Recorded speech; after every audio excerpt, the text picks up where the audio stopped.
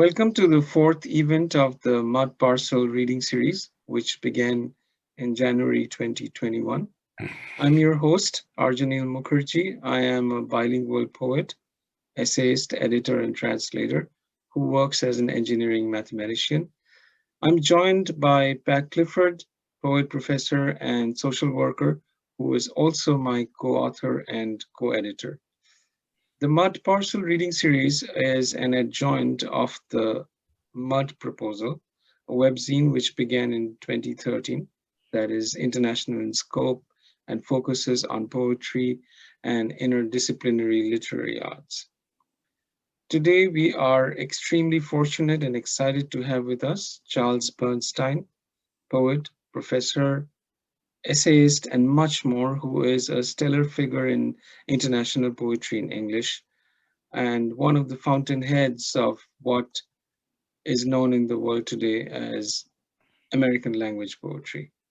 Let me take a few facts from Charles's luminous resume to introduce him to viewers who might be hearing him for the first time. And there are always a few because there are readers from around the world. Charles Bernstein is the Donald T. Regan Professor Emeritus of English and Comparative Literature at the University of Pennsylvania, where he is co-director of Penn Sound and a fellow of the American Academy of Arts and Sciences. He is the author of Pitch of Poetry, Recalculating, Near Miss, and now Topsy-Turvy, all published by University of Chicago Press.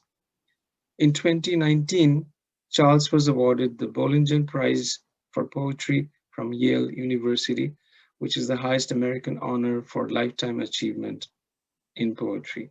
Charles will be primarily reading from his new book, Topsy-Turvy, which came out earlier this spring from University of Chicago Press. With that, now I present to you Charles Bernstein. Welcome, Charles, a very warm welcome.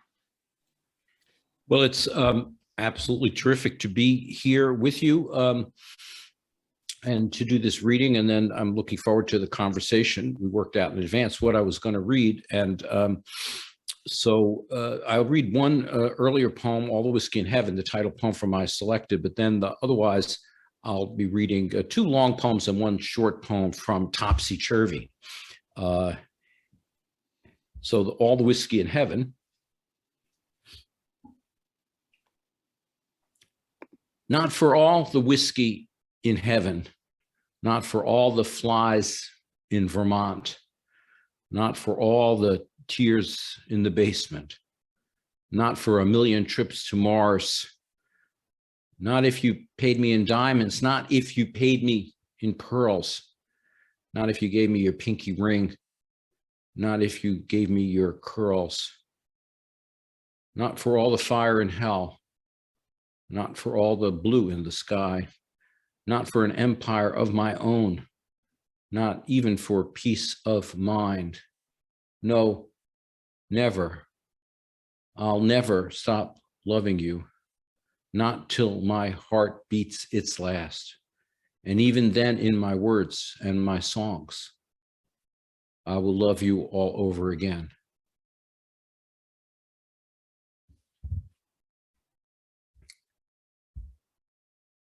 So now we turn to Topsy-Turvy and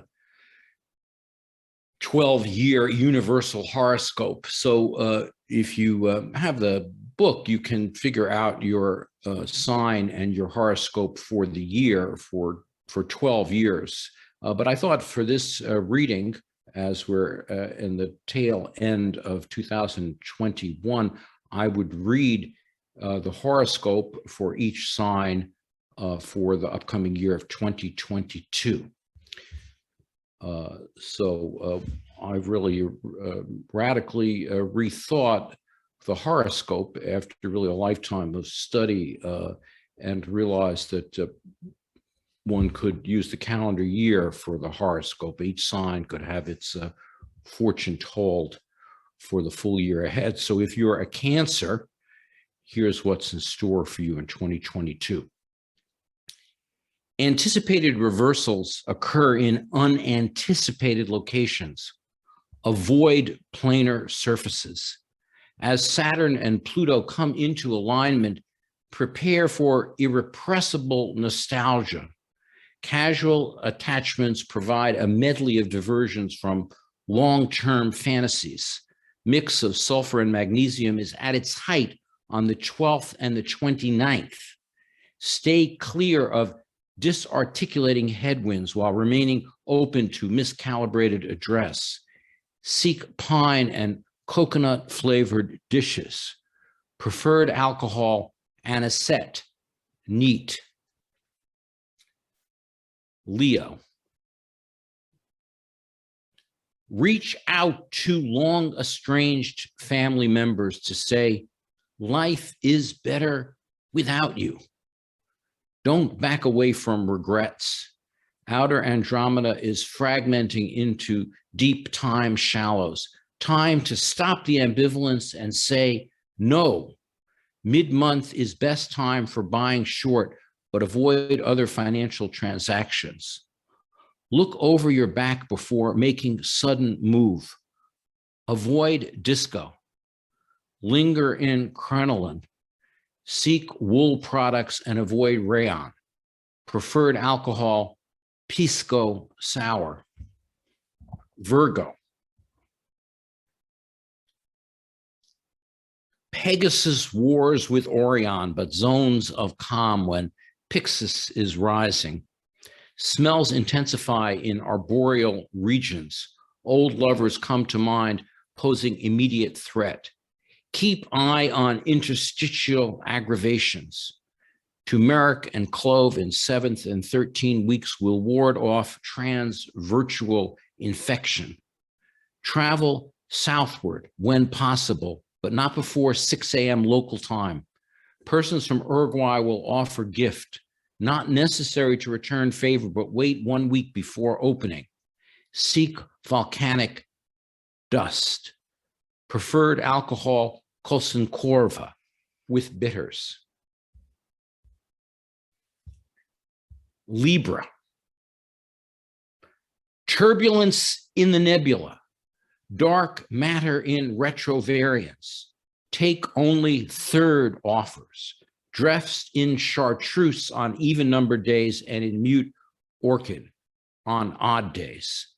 Friendships cement in near term on days 3, that is to say 3, 13, 30, 31, but stay at sea level on days 5, 5, 15. Your horse will place on 0 days, 10, 20, 30. Moods conform with waning and waxing moon. Great calm at new moon. Avoid sexual contact at full moon. Seek bougainvillea. Preferred alcohol, Schlipovitz with orange peel. Scorpio. Turn no one away. Gold is buried just beyond shoreline. Emotional tides are uneven, but stay with them or undercurrent will pull you down. Magnetic fields from the melting polar caps run roughshod over love life. Avoid newspapers in second weeks. At other times, start with recipes when available. Jupiter crosses Saturn in perfect equanimity. Semblance, keep measured distance from newcomers. Saturn is lodestar when course tracks in avoirdupois. Pound for feckless, dram for egress, stone for gravitation. Seek cantilevers. Preferred alcohol, aguardiente over ice. Sagittarius. Quote, the seraph is satyr in Saturn, according to his thoughts, Wallace Stevens. Close call becomes near miss. Bounty holds only when seared. Jade is talisman of recusal and redaction.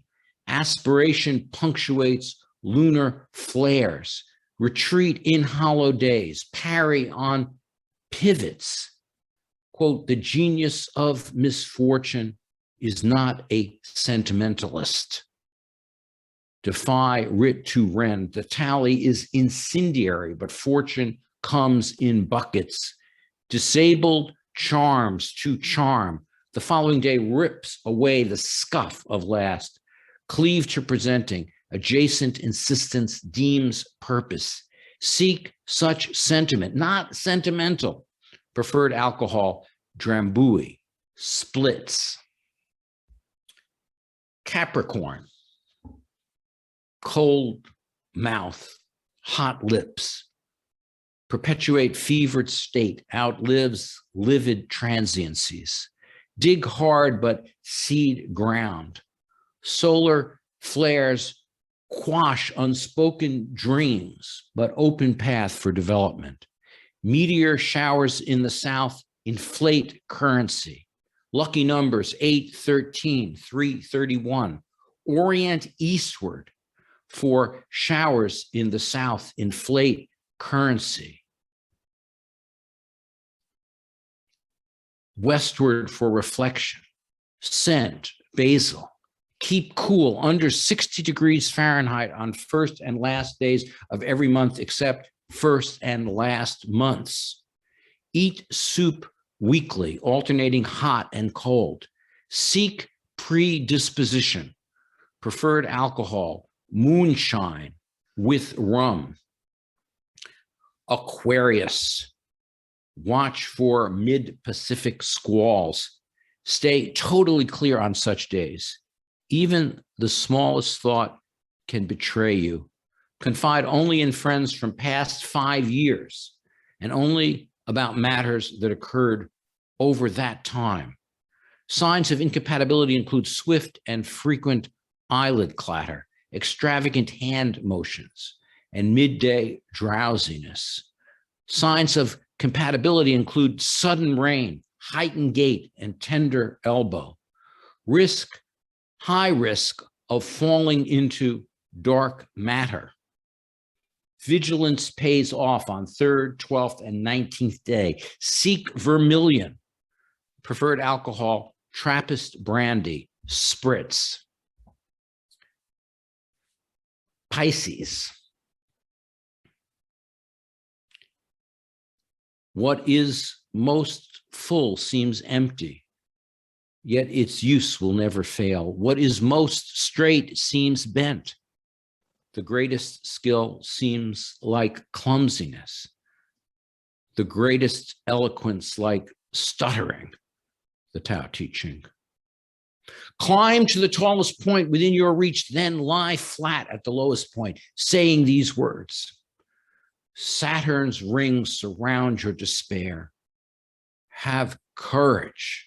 Sing a song of childhood when you feel farthest from it. Every crack of thunder speaks with the voice of your dearest loved ones. Seek oak. Preferred alcohol, rice wine, chilled. Aries.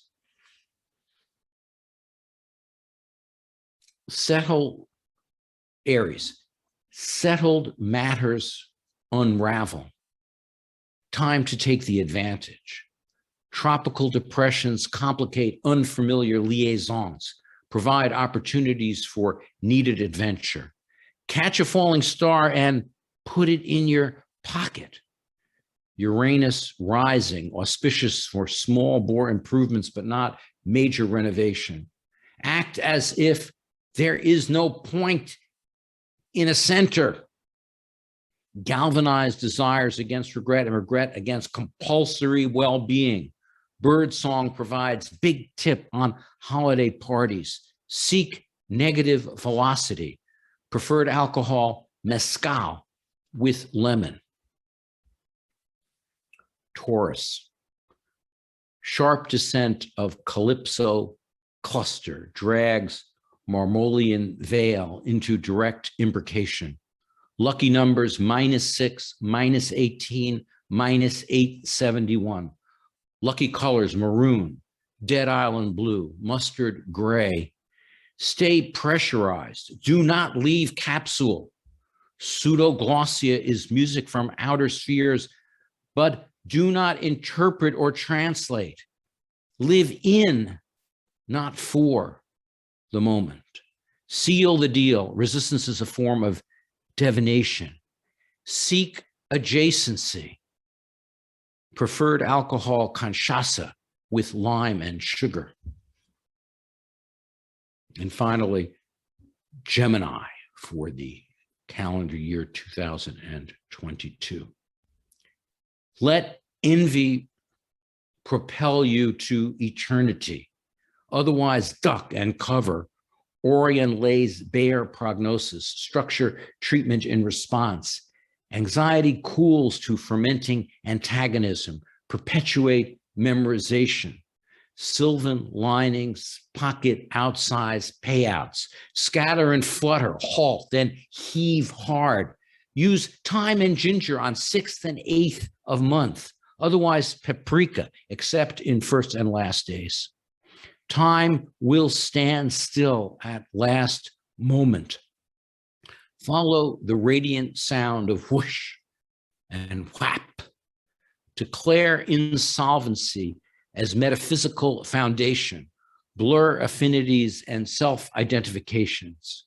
Mid-months probe deep into shadows. Reject false bottoms. Seek inardency. Preferred alcohol, absinthe with Benedictine. So this next piece is called Amberianum, the philosophical fragments of Claudio Amberian. And I'm going to read the note about the work to start. Claudio Amberian was a Jewish poet and sophist of the 1st century CE, circa 30 to 75. He was likely born near Alexandria and spoke or read Aramaic, Hebrew, and Greek. He may have studied with Philo before moving to Rome around 60.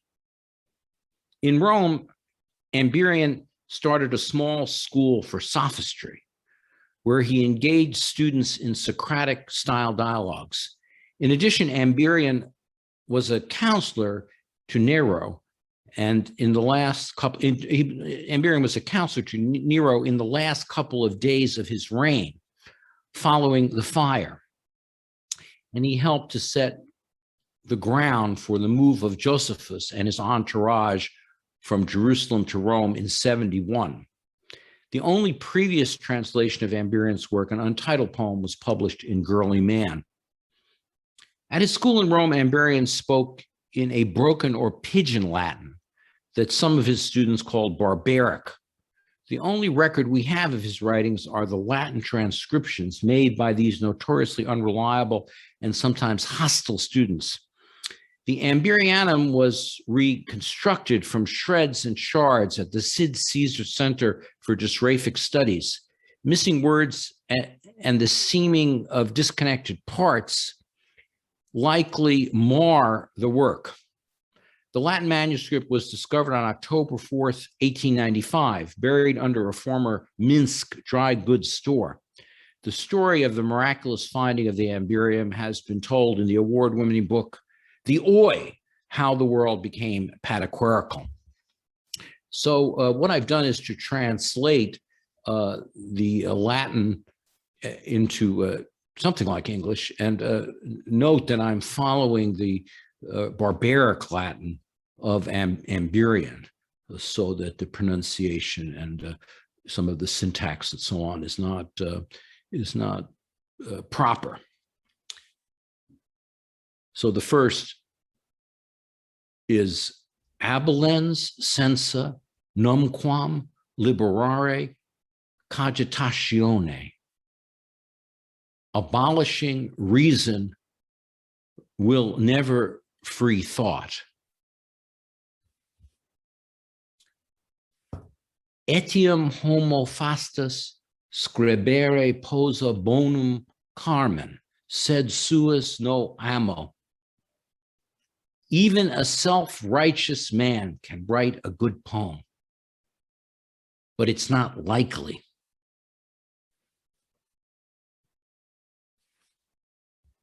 Precavio oser qui clamet odisti.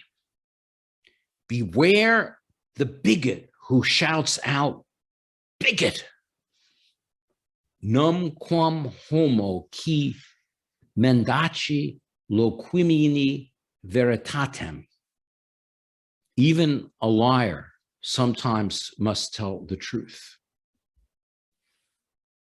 O dii magna, protectus nobis adversum, malis qui consumatur per justitia. May the gods save us from those consumed by their righteousness. Colaphus est chiridotus punctum. A cuff is not a sleeve. And this could also be translated, a blow is not the full chemise. Estus alga mutates in hiberna malagoratum. Summer seaweed becomes winter pomegranates. Si paratextus fortior poma, sequitur fornicando fortior amor. If paratext is more important than poem, does it follow that love is more important than sex? Perceptio est scriptum. Perception is textual. Omni scriptura est pupilla. All texts are orphans. Perspicientias est sensus vigilantis. Knowledge is a matter of minding sense. Ubi eraverit caper detonditur virtulum. Where the goat strays, the calf is shorn. Rarest est merior nomus. Seldom is grief misplaced. Omni iter fluxum. Every journey takes a turn. Cultura est opinionalis. Cultivation is a matter of opinion. In fragmenta veritas. Truth is in pieces. Vivis et vigio argumentum in justia Deus. The fact that you are alive and thriving is proof that the gods are not just. Remisso prope nihil, desiderium dono divum. Forgiveness is overrated. Regret is a gift of the gods. Quid nunc videtur priore numquam imaginabilis. What was unimaginable an hour ago is unforgettable now. Imaginable hours ago, unforgettable now.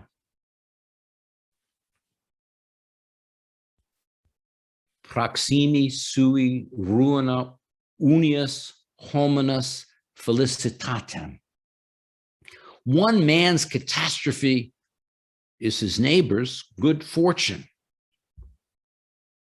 Servus, absolvo, illusion, licentia, dominus amet fraudus. A slave is free of the illusion of freedom from which his master takes pleasure. Virtus est selectivam. Virtue is selective. Coitus est vanitas plus quam amor est tangibile. Sex is more virtuous than love because it is more tangible. Amor abducit libido. Love turns many from desire. In vino exiguum clinamen veritas. In wine, truth swerves. Sensus mentis dolum. Perception is the finest trick of the mind. Veritas namdum visibilis. Truth remains to be seen. Salus in numerus donec numerus vester ascendit. There is safety in numbers until your number is up. Numquam nominare inane vacuum. Never call a void a void. Sine polus nihilum ova. If there were no chickens, there'd be no eggs. Ignoratium didicit. Ignorance is learned. Odium contagiasa est. Hatred is contagious. Maximo sinceritatis Aryanil. Irony is the perfection of sincerity. Veritas est scortum sumptuosus. Truth is a pricey whore. Judicorum dabo optimus pretium. Jews will give you the best price. Si videris Judaeus dicere salve prome. If you see a Jew, be sure to say, I said hello. Omni infringus punctum impotens etiam amore. Everything breaks at its weakest point, including love. Fragilitas solicito amitatio. Fragility is the root of love. Quasi pardus est Judaeus, sed obsque maculus. A Jew is like a leopard without the spots.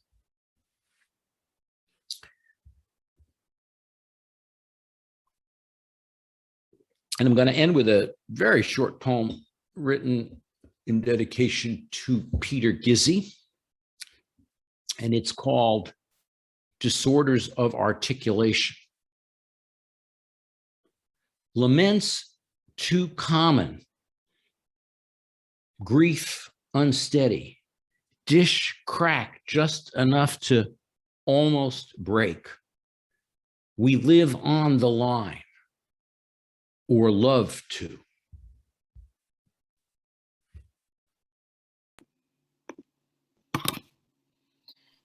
Well, thank you, Charles. I feel like I've been to a service. It's like some of that tone is just like very scriptural. I'm like, I feel, kind of like the whole vibe had a very much of that kind of profound piece to it. And then the breadth and the scope of what you cover, in the way you've kind of stitched it all these are stitched together, these different worlds and different perspectives. And then that ending poem just really, that when you talk about kind of the line, the break, the seam, it kind of brought to me, it kind of was a great way to end. So, I wanted to discuss first the Amber Yarum, the second poem, which you had a lot of this tone of wisdom literature to it, and And I love the introduction. I want to know where the Sid Caesar Center for Dystrophic Studies are, because I'd like to enroll in that. It's right here. This is it. This is it. Coding crack game. And this is the meeting today. Great. So, and then, some of that brings to mind, Sid Caesar, Mel Brooks, the 2,000-Year-Old Man piece, and that kind of legacy of like humor and pathos together. And I guess, maybe a kickoff question is, your relationship to that legacy and maybe how it shows up in this work, or maybe how your relationship to that legacy is changed or deepened over time. For one thing, the performance, because it goes into this video void, that is to say, I'm sitting here in my dining room, I'm looking at the text, I don't even see your faces, I'm recording it. I mean, of course, I recorded the audiobook with the same poems in a similar way, but there was no video. If I would read those in a performance, it would change some of the reaction that you had, and maybe not necessarily for the better. But I love the deadpan, and also I have a line in a libretto I wrote called Lenny Passion. My humor is so dark you can't see it.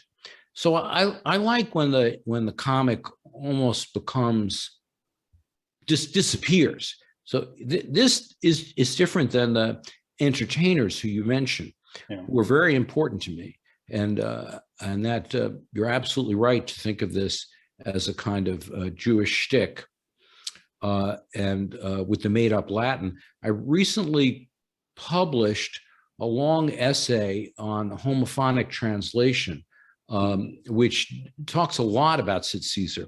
And it talks about Sid Caesar's double talk. So Sid Caesar's double talk, I'm making the argument there that while homophonic translation or sound-alike translation, where you make your translation sound like the original without concern for the lexical meanings or the content, it's a high literary tradition. On the one hand. On the other hand, it actually exists in popular culture. And I document a lot of places in popular culture where it exists because it's funny. And Sid Caesar did this with what he called double talking, where he could mime the sound of a number of different languages and sound exactly like it. And so this is a kind of version of that double talking. Yeah, the German general comes to mind. The German general is the height of that. And I talk about the German general, which was written by Mel Brooks, by the way. I talk about the German general in this essay because for some reason, when I was writing this essay, which had a lot of different elements, I really dwelled on Sid Caesar, and I gave a whole sort of history of Sid Caesar and his performance. And the German general is particularly interesting also because it's German, so there's a lot of aggressiveness around, although it's quite beautiful actually and touching even. But when Sid Caesar does a German sound alike, of course, and this is also true of Charlie Chaplin and others, there's a potential for aggressiveness for the Jewish comedian that is not the case with other languages. And of course, issues of appropriation also come through. In this case, I think that, aggressiveness. What do you mean by that? Well, I mean, in the case of the German, well, like Mel Brooks in Springtime in The Producers, because of the systematic extermination and the Nazis, I can do a Nazi accent right now for you, but I won't. But I could, and you would laugh, and even my German friends would laugh at it. Whereas it would be hard to find any other group that you could do that kind of accent with, the Nazi Guard, because there's that particular tradition in respect to the Nazis. I'm not saying that's even a good thing or a bad thing, but I'm interested in what the limits of what people will accept as a kind of humor as you push the envelope. I mean, in my home, Ambirianum, I'm not it doesn't really violate any kind of limit, except maybe the limit of how ludicrous you can be and how much you can mangle Latin pronunciation. Although I did write all of the Latin, myself. It wasn't based on anything else. I frequently wasn't Google Translate Latin. So. No, because I use different dictionaries, multiple dictionaries, to try to get it the way I wanted. But Chaplin's lampooning does come to mind very strongly. What?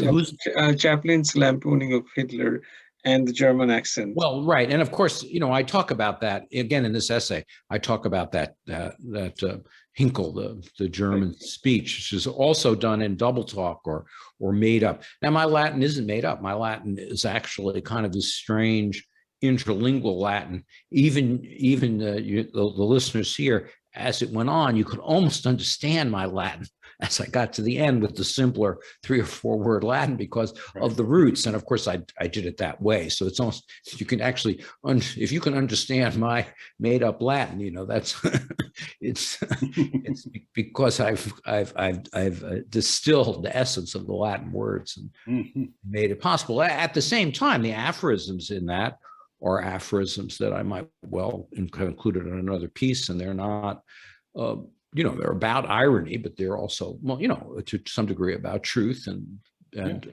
freedom, and they're not ludicrous. The aphorisms, well, kind of like Sid Caesar, it's like there's humor in there, but there was also pathos in his work. Right, so a lot of pathos and and also the horoscope piece as well. So both of those pieces I would categorize as what I call in another essay of mine, kind of comparable in scale as my homophonic sublime essay, which was subtitled "The Sound of One Hand Clapping," but it is the pataquarical imagination at the end of the Pitch of Poetry. This is a very long essay and really, kind of is syncretic of my thinking. So pataquarical comes from Jarry, Alfred Jarry's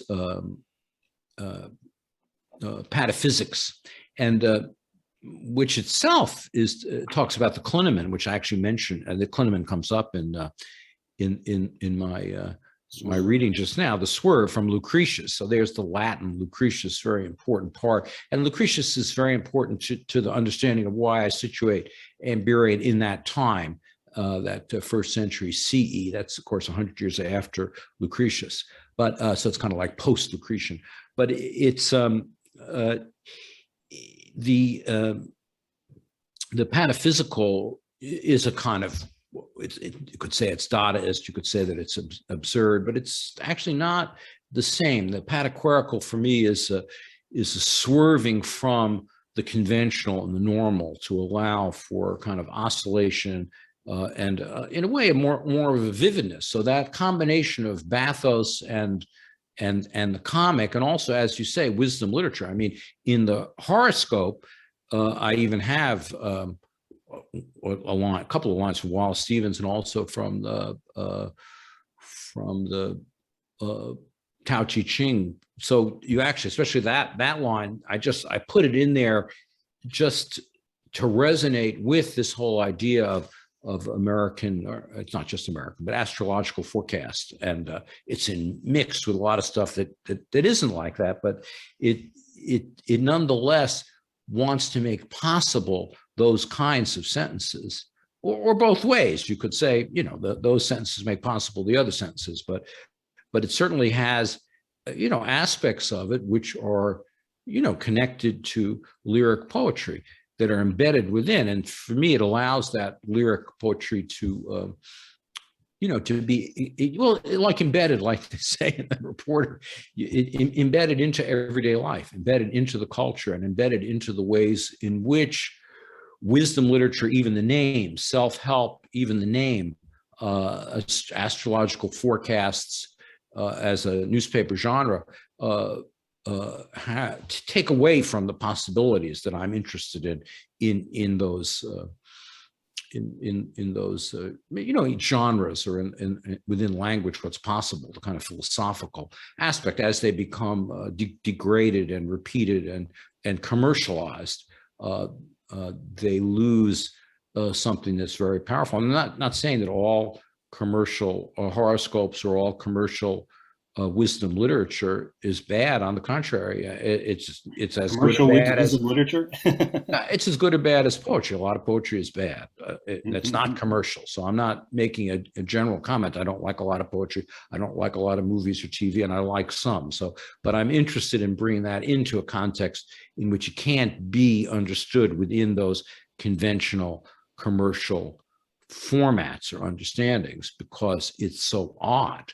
And yet the oddness may actually create affective possibilities, AFF, emotional engagements that are otherwise impossible for me to create and perhaps might be surprising. And to me, that's this aesthetics of it, that all is you're in one frame and it's sort of funny what alcohols are being recommended. And it's kind of funny. And then something else happens. There's something else you see coming on with that, including the alcohols, of course, because alcohol mentioned at the end of each horoscope sign, alcohol is spirits, right? So for me, the connection of poetry to spirits is very important, and the flavor and the grain and the method of combining a drink is strongly connected to me to the possibility of the elixir of poetry. So I want those poems to be intoxicating, and the whole book to be as well. Yeah, well, it kind of defamiliarizes yourself, and by kind of having kind of disparate elements seamed together and juxtaposed that way, it kind of, like wisdom literature, it's supposed to kind of defamiliarize you from your current context and make you think, new possibilities or things. So the defamiliarization is not the end, but it's the means to create a more intense familiarization, as I discuss in Artifice of Absorption, where I say that my problem with a lot of plot-driven or personal voice-driven literature is that while it's conventional, it seems to be absorbing, it doesn't absorb me sufficiently. And I need something stronger, like the difference between, let's say, beer and absinthe.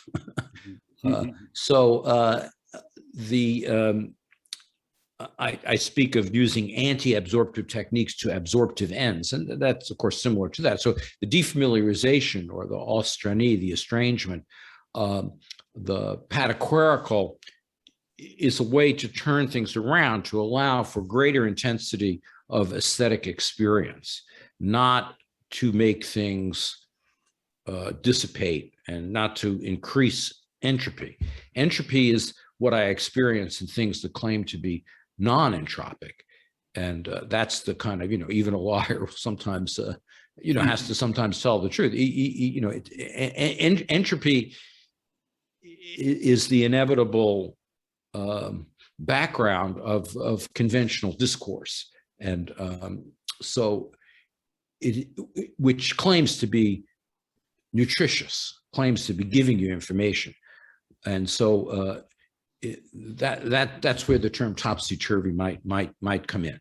My defamiliarization is aimed toward a greater aesthetic intensities.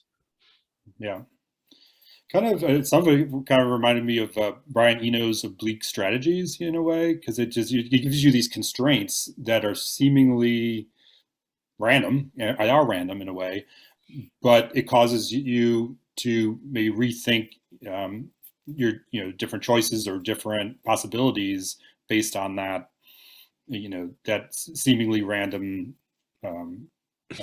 border or prompt. So, right. Well, my friend Tom Lin has written about Brian Eno when he was writing about ambient stylistics. So ambience is there are a number of different ways that you could talk about this issue depending on who's doing it and so on. Of course, my work is often filled with sort of sharp ends and things that don't go, and disruptive. Not ambient, no.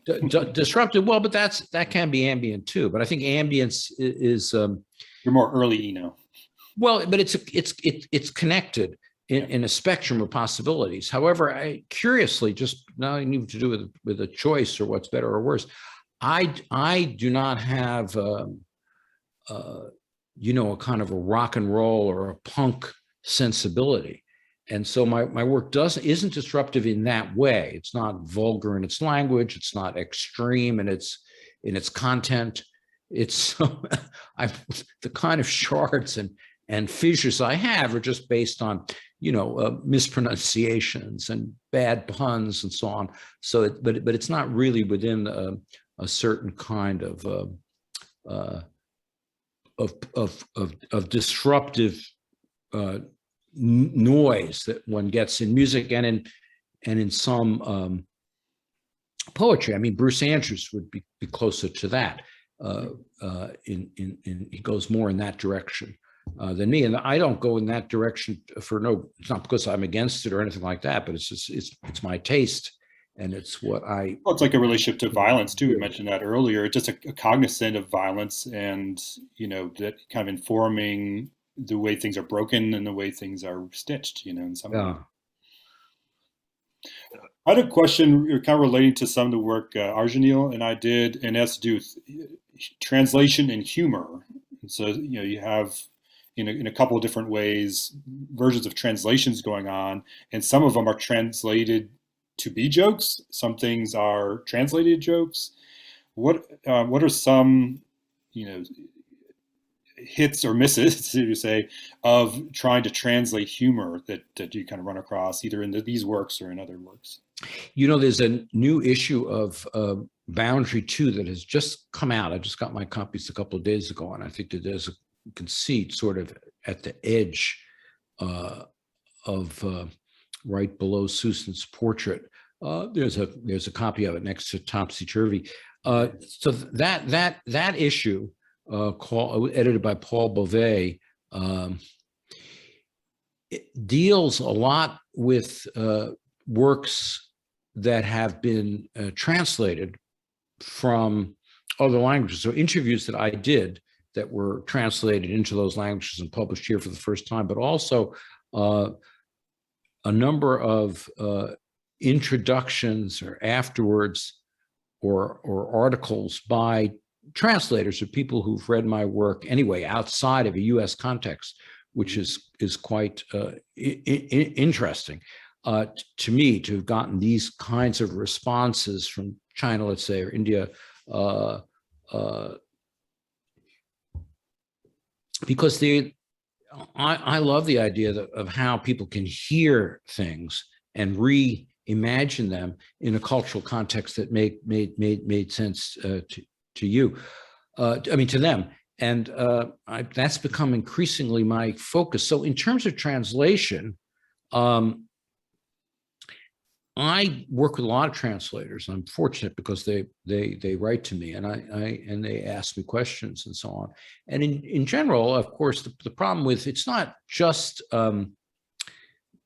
and in a sense, the Emberian is an example of that because I'm translating myself. But you make choices. You have to make the something that works in the language that you're translating into. The literal translation, in my case, wouldn't work because they're all about cultural references, associations, which somebody can't possibly know within the Russian or Bengali or what language they're translating the work into. So you have to come up with something that's analogous, or even you have to see what the poem is and then create an analogous poem. So the actual words might be quite different, or even the images, because they that wouldn't really be what it's about. So I think of translation as an exchange in which I'm not controlling it, but I'm offering it as something that the translator can collaborate with. And I think of them as collaborations. And people have many different attitudes to this, and I know some people don't agree with this point of view. Marjorie Perloff and I were in China, and I said something like this, and she was, skeptical and feels that there needs to be some test of the care in understanding what the original poem is in its context and bringing that into the new language. And I appreciate that as well. I don't think it's an either or choice, but I think structurally you have to take a leap. And my favorite example of this is a line that I discussed years ago with Dubravka Juric, who was translating my work into Serbo-Croatian at that time, Serbian, I guess you'd say now, which was going cold turkey or lukewarm tongue. Always liked that line anyway. But I mean, what exactly would be translatable in Serbia about any of that? Of course, tongue, langue, and the idea that in French you have parole and langue. I suppose for a literary theoretical point of view, I am making that distinction between speech and writing with tongue. But tongue is also for me a Jewish deli food. Now, it's not a Jewish food at all, but for me it is, because it exists with pastrami and corned beef sandwiches in a Jewish deli in New York. I mean, tongue is a dish that many cultures have, and has no connection with Jewish ethnicity. So that's another issue. But in a New York context, if somebody comes from New York and the culture that I'm in, they would understand that joke from that point of view, because for one thing, you don't have tongue lukewarm. Tongue is usually served cold. And so hot pastrami and cold tongue, right? That's one element, lang parole. And then, of course, cold turkey is an expression for kicking heroin or kicking drugs. So a turkey sandwich, pastrami sandwich. So, I mean, what would go on if you try to translate that? Really, you would have to think imaginatively of something that might evoke that, but you can't bring in all of the kinds of associations, nor is it even desirable. Now, all my work is not puzzles like that. I mean, that's a puzzle for a translator. But another thing I discovered, and there's a lot of this comes up in the Boundary 2 issue, and it's fantastic commentaries about what people see in the work and how different, they are depending on how it's brought into their own cultures. But translators, when they're translating things, and this comes closer to what Marjorie is getting at. And I mean, some people translate. Enrique Winter translated an entire book of mine into Spanish, which I don't know Spanish, but I was with him in Chile reading it. Many people have read that. I think it's a wonderful translation. I hear it, for one thing, if I can hear it. And I have enormous rapport with him. He didn't ask me any questions. He just translated it. Whereas other people, ask dozens of questions. Right. And I realized that when they're asking the questions, they're almost always of the form of, what do you mean by? And I always say, well, I don't know what I mean. When I'm writing something, I don't necessarily, or I don't have to figure out what I mean in that sense that the translator is asking. Because, in fact, if I did know exactly what I meant and could paraphrase it, I might change it into something that was more suggestive. However, when I go back to it and I'm being asked a practical question, I can give a context for what's going on in the lines. But I'm reading the work, because when I'm writing it, I really don't think about that.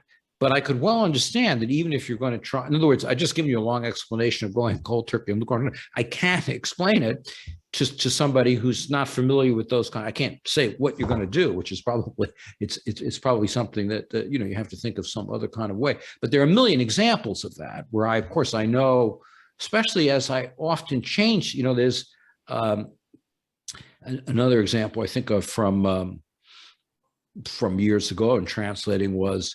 I use the expression fat bottom boat, which I rather like. Now, when I'm saying fat bottom boat, I don't really know what I have in mind. I mean, maybe it's like a surrealist image in some way, but it's certainly, I remember, even as I say that now, going on a glass bottom boat as a kid. So I must think of glass bottom. And then, of course, fat bottom is a not very nice comment that you might make, or perhaps it's just an observation, or something that happens when you get older. Yeah. So, it exists within a phrase. So translator wouldn't necessarily know either of those things. You can't really look that up. And even if you know English well, you might not know those particular, especially when it gets distorted. Fat bottom you could figure out, and also might relate to a dance, a bottom, a dance in the 20s perhaps could be called something with bottom. And bottom itself, I think, in Shakespeare, of course, always interesting. What's the bottom of something? Sounding the bottom. But as I go on, it becomes more and more difficult to say. But you couldn't look up fat bottom. In other words, if you didn't know, you'd have. If you're American, you might know it or you might not. But if you didn't, there'd be no way that you could figure that out because it's too distant from the expression glass bottom. So I can explain it, or you can just translate it as fat bottom. By the way, which is be one solution. But it just and I don't have an opinion about how it should be translated one way or another. I always say you just decide yourself. Or I'm given choices, and I say, they're fine. But it's really what works because it's the rhythm, it's the overall feeling, the affect of the poem, the combination of the humor and that's important. Not necessarily having the precisely same cultural mix, but since I do deform and switch and rearrange and cut and transform so many words and phrases, so many of my works are reverse things, make things topsy-turvy, that works for me as a sound in the language that I'm writing in.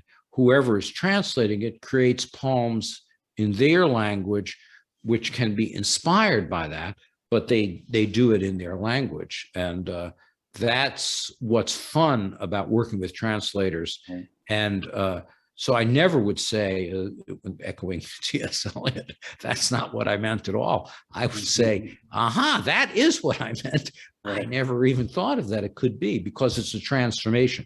So translation is like, and I think also of writing poetry is translation as well. I think translation is the primary activity of metamorphosis that occurs. And this is yet another form. It's like when you read, you're also translating. When you're translating, you're translating. When you're writing, there's no original in my, perhaps that's what the Caudio Amberian is also about. That they're when you're talking about humor, it's like really a joke or a shtick, if you will, can really be a lever for that cultural curiosity to take place. And so just even these examples you just mentioned, rather than trying to quote unquote get it right, these are now dialogues or conversations that we can have about culture through the lens of humor, or what That's what right. What is intended, what is right, and also what's the being humor, parodied, what's being lampooned, what's the play on words that's being done here. Yeah, and the humor opens up to a kind of freedom, I hope, for readers as well as translators, because I would say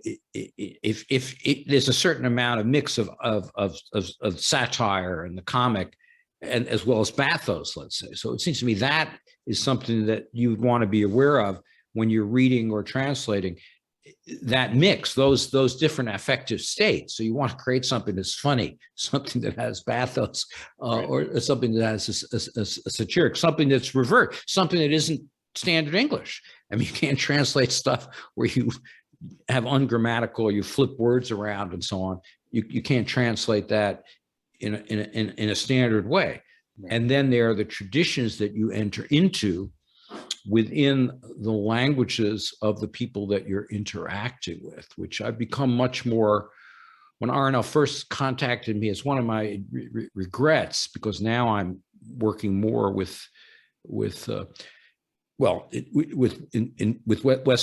in the very context that he was so important in establishing. He wrote me years ago when I was at Buffalo. I was so busy and commuting, and I had young children, and he wanted me to well, I mean, he did do an interview with me, and that was wonderful. But he mentioned different poets who I now am aware of, by the way. Finally, 20 years later, I read them, and he said, you'd probably be interested in this. I mean, he's a very low-key way of doing it, and I just, at that time, I was not able to focus on it. But I regret it. I understand the limitations I was under right then, but I see now what he was getting at, and I am sorry that I didn't see that was it was my own lack of, I just didn't know enough to be able to pick up on those hints, because we're talking about affinities, which are so important to me. Now, how can there be affinities between, West Bengal, which I didn't know as much about at that time. Now I know a whole lot more about it, and what I would be doing in New York and so on. I had no way of thinking about it, and I didn't. But of course, that was entirely wrong, and I could have actually, it would have been much easier for me than I realized, just to spend a few minutes and see what was going on, because there are intense crossovers, as it turns out, and those crossovers are extremely important to me. And I realize now, I realized it then too, that in a lot of ways these kinds of exchanges, like Karub and language, let's say, in West Bengal, that magazine, and the magazine I edited here in the 70s with Bruce Andrews, are much more significant than connections in the U.S. itself. I don't have much connection to most people writing poetry, and certainly not to most cultural activities in the United States. It's not for a bad reason. It's just what I do is, it's very, it's not a popular art form, and it's what I'm doing is unpopular, even within an unpopular art form in the United States. But it's very intense for those of us involved with it, but most people are not in any way connected to it. But when you leave the idea that of the frame of the U.S., which is so debilitating and so claustrophobic and so paralyzing, and you can't know, I'm not going to learn West Bengal, I'm not going to learn Bengali, I'm not going to, but that is to say, of course that's the case. And it is of course the case that people in West Bengal are going to know English more likely because of that history of that area. So that also concerned me at the time, but less so now. But because English is it's a great gift and a luxury that you could speak in English and people in different parts of the world understand you. But now I see that the connection is much greater among the poets working in different areas in very disparate cultures. Not that it's the same. The histories are different, but we can learn from those differences. And that exchange is a very deep and powerful one, even though it's syncretic. And it's that syncretism that you can't really fully get the full depth of the cultural context, but still you get a lot, because after all, Americans who grew up exactly in the same narrow socio-cultural world that I grew up in have no idea what I'm doing or any interest in what I'm doing. So that doesn't guarantee anything that people know your cultural context, because they don't know the poetry context. They don't know the context of what poetry form is, of what aesthetics is, nor do they have an interest in it. Right. And that's what's important, those connections, which do. Well, it's like we're all on this journey, and this is the direction we need to go. There's like this cultural imperative to kind of reach out beyond our boundaries. It's not that we're going to be perfect at it or reach a goal with it, but it's being part of that movement, that in being aware of that movement, I think is important. We're kind of running out of time. And Aryanil, I didn't know if you wanted to maybe I just had a question for Charles. So who was it, Charles, that you mentioned you were in touch with from West Bengal? Runa. Oh, okay. But you said 20 years ago you were in touch with someone. With you. Okay, I missed my name. I must have said your name wrong. Okay, that's right. You remember that, right? Now. Pardon? You remember writing me 20 years ago? Oh, yeah. I was. Yeah, you did the interview with me, and you also mentioned some. 2007. You mentioned some names of poets in the circle that you were in, the Karub circle, right? Yeah, I get it now. Here's the problem: is I'm pronouncing these names, including maybe your own name in the magazine, in a way that is not the way you hear them, because I never hear anybody say those. I just read them on the page. Yeah, that's fine. I will correct it. So I go by Aryanil, or the Y in Bengali sounds like J. So Aryanil or Aryanil, both are fine. And the name of the journal I edit is Korab, Oh, Kurab. see, I was right. All right. Korab is definitely just, I've never heard anybody say it. Isn't that interesting? I've never That's heard really, anybody say it. I just read it. And if you read it, you could pronounce it in different yeah, ways. it happens all the time. And actually, I've never heard anybody pronounce your name necessarily. Well, Pat did when he was introducing. Right.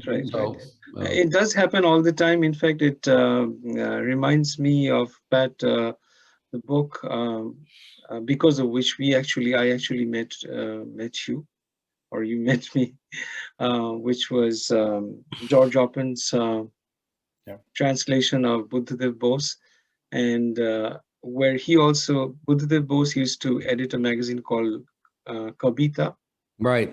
Kavita, and he spelled it wrong too. Well, Often spelled it wrong. because it's funny because like, it's like poetry magazine, but instead of poetry, it's like puttery or something like that. Or something. Right. When you're really reading, great for Topsy-Turvy. Yeah, you're reading the alphabet. He used Kadiva in place of Kavita. So it happens all the time. That's not an issue. Did you have a question, Arjun? I actually had a comment, but I think we are way past our time. I'll just but I want to hear your comment. Yeah. So, I was just at least to that. When you brought up homophones, I was just going to say that homophonic translation kind of entails that element of humor anyway. When Absolutely, yeah. Although there are in the essay, there are examples of homophonic translation which are not comic, but mostly I focus on comic ones. But I do. Even if you don't intend it, it does happen. I have a short anecdote to share. In my second or third book, which came out around the same time when I got in touch with you and we were doing the interview. It's in Bengali, and one chapter was these were poems which were focused or centered. I call them annular poems or circular poems, where I took the word at the center, and the poem was about thoughts around the word. Yeah. One of the words was berry. Obviously, being in America, I was thinking about the English berry, and it so happened that I opened the door and was about to step out from my home, and I see a boysenberry dropped by a bird, smashed on the step of my foyer, and it immediately brought back memories of a cricket commentator back in India, who was, by the way, he used to give commentaries in English. He was an Anglo-Indian and he only spoke English. His name was Berry Sarbadhikari, much respected commentator and writer. He was on wheelchair the last few years of his life, and he jumped off his third floor balcony one day because he couldn't take it anymore. Wow. And so when I did bring him up while I was referring to the smashed berry on my porch, and it turned out to be offensive for some people, especially veterans of his generation. Right. Well, I mean, I talk about again in the essay. I deal to some degree with this issue of mishearing and how it can be viewed as appropriation and it can be viewed as offensive. It's language exchange is you take a certain kind of risk because you don't really know some things. Yes, but it's a leap of faith. But that leap of faith, and I don't use that expression lightly, but is crucial to poetry and its conversation. Sure. But here, I was not even trying to translate, but trying to use a homophone pretty seriously, no pun intended. That was the mechanism in place for all those poems in that chapter. But neither did I intend humor, nor did I intend insult. Yeah. But it was perceived in that light. Right, because you're in a liminal area that's precarious. Right. but I think really poetry is always limited. I find poetry is always at that border. I mean, I really am not at all interested in being offensive. It doesn't interest me. It's not like I'm avoiding it because of some penalty. That's what I'm saying about work. I'm not interested in that particular thing, but you're always you're always at the edge of saying something, that even can offend yourself, because you're not quite in control in the best moments.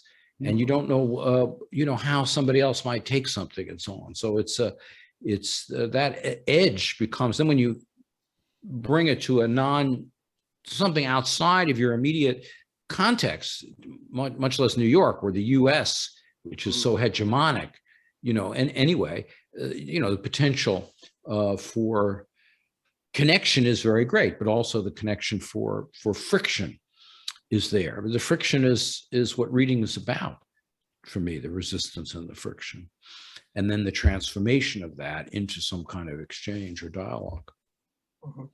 That's a great point. And that might be where we wrap it up for today. Aryanil, did we have any next steps to look forward to, and thanks? Right. So first of all, I do want to profoundly thank Charles. I think it is probably necessary to bring you back if you have time next year again. I'm always here in Zoom land, even when you turn it off. I'm just right here all the time. Just turn that. Let's go back to this URL, and then I'll be here. I was wondering next time, why don't we talk about not a new book, but rather an older one? Sure. The Whiskey in Heaven is a perfect example. So with that, it has happened again. The happy hour has come to an end, but it leaves us a priceless memory of a reading, which will be permanently archived in the MUD proposal server. We'll be seeing you again before the year closes, hopefully in December, with another great poet of international repute. So long.